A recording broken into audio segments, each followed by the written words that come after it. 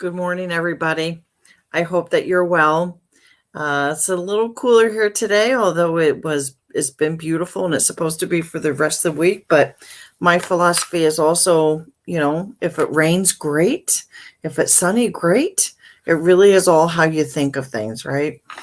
My name is Angela Orr. I am a certified life coach, a certified heart math practitioner, and a pharmacist of 36 years, as well as being a serial entrepreneur. I've done many things, including owning my own pharmacies. Where I've kind of transitioned in my career, my journey is my goal right now is as the pillless pharmacist. So much of what happens to us in life is what is in our mind. And that's what I do videos about. That's what I do coaching about and that type of thing. Today, what I want to talk to you about, you may have said, well, what does that have to do with the title of this? Deathbed Diaries.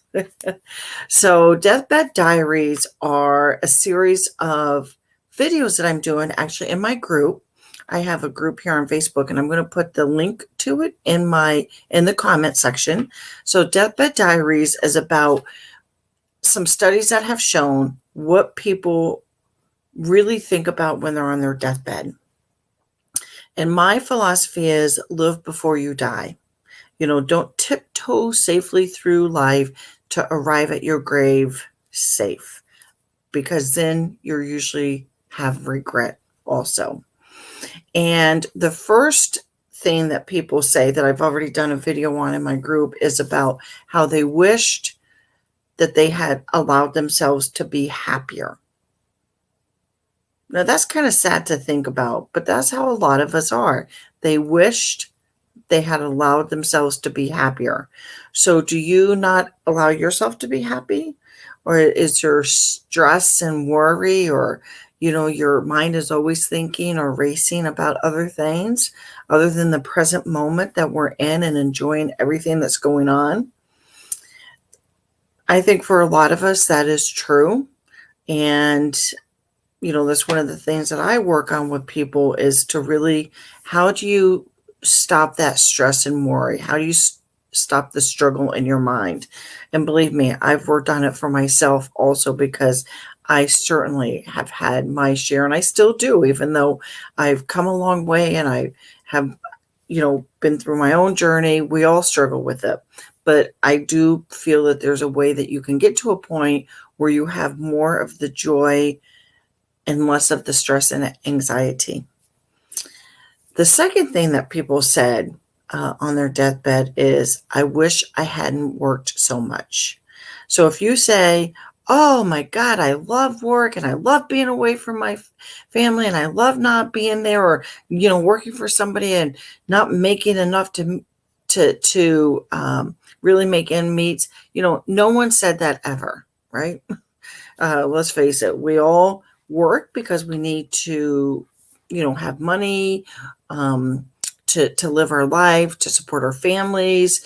And, hopefully some of us, I know I am in a profession that I feel very empowered to help people and to make change, but that doesn't always happen. And it hasn't certainly always happened for me in my life. But most people, when they get to their deathbed, wish that they had taken, maybe made a little bit less money, made some sacrifices, but spent more time with the ones that they love. So the Deathbed Diaries 3 is going to be this week. And I'm not going to go into it here. And to get the full episodes of those other two I just talked about, join my group and join us on the journey. So my group is called Healing Your Heart to Heal Your Mind and Body. And it truly all starts with all the research that I've done and all the different modalities that I've looked at.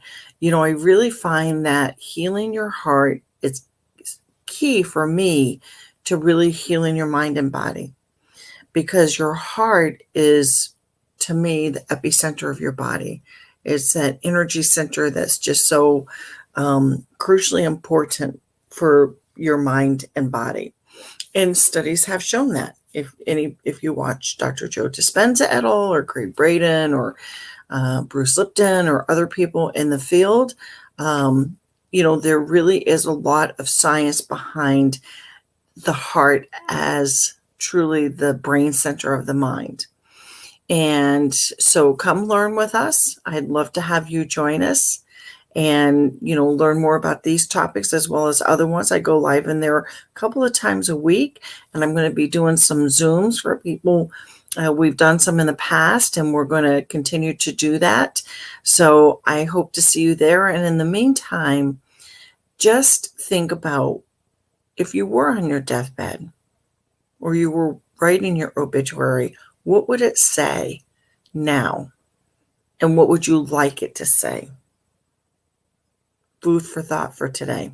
So have a great day, everybody, and I'll see you on my next live.